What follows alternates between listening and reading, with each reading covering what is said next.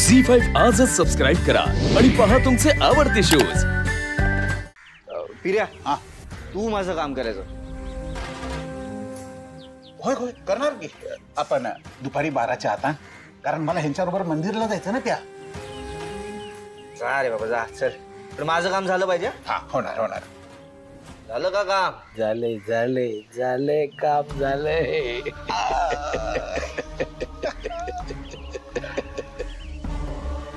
गळ पाण्यात टाकलाय। अरे ती वेदा गळामध्ये अडकली की मग ती हरवणार। अजित दादा, पान जर सुरळीत पडली तर या वेदाला पटकन जगातनं गायब करून टाकू।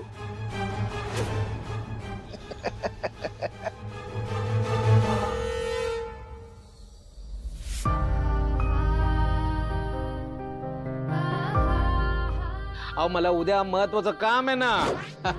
ते काय, माझी मेलेली आई आहे ना, तिला परत जिवंत करण्यासाठी मला एका देवळात जायचंय। अजित दादा, मदन भाऊ एकदम खरं बोलतायत।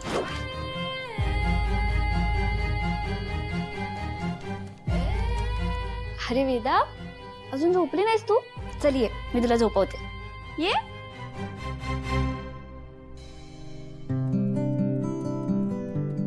काय ग?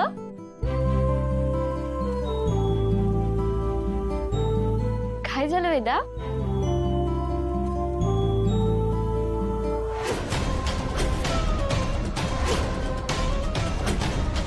मेलेली आई जिवंत कशाने होते? वेदा, आता तुला मी काय सांगू?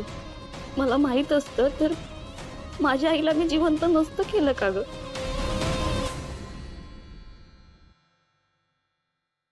वेदा, असे काही प्रश्न विचारायचे नाही तू। चल झोप शांतपणे, चल। अगं वेदा, ऐक। ओरडलीस ना तिच्यावर? रुसली आता ती। अरे हे बघ, मी मुद्दाम तिला वाईट वाटावं म्हणून नाही ओरडले। मला पण लहानपणी असेच प्रश्न पडायचे, पण त्या प्रश्नांची उत्तर मला आजपर्यंत कोणीच दिली नाही। लहानपणी मला कळत नव्हतं, पण आता कळतंय। देवाघरी गेलेली व्यक्ती काहीही केलं ना तरी पुन्हा नाही येत। अरे तूच सांग ना, मी तिला खोटे आशा कशी दाखवू? जशी तू होतीस तेव्हा लहान, तशीच वेदा आहे ना आज। आठव, तुला तेव्हा नागनाथ काकांनी समजवलं होतं ना नीट, मग तूही तीच कर आज। अरे पण हरी, अरे बिरे फणसाचे गरे, मला माहितीये इथे चालणार नाही खरे। मीरा, अगं खोटं का असेना, बोल तिच्याशी, सांग एखादी गोष्ट।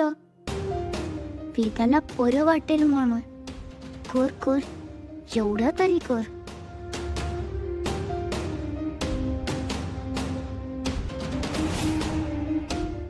झी5 आजच सबस्क्राइब करा आणि पहा तुमचे आवडते शोज।